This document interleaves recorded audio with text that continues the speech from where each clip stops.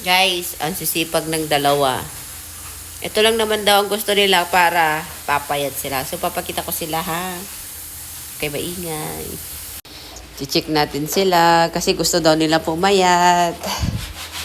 Yan si Parit. Ayan si Dewi. Tingnan si Dewi.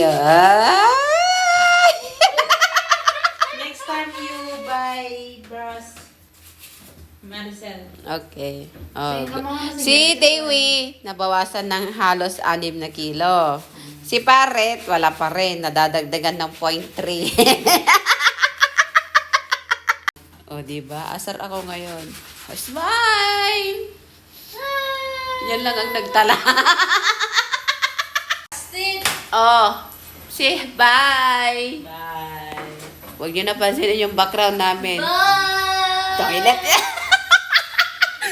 Sa toilet lang ang background namin ngayon.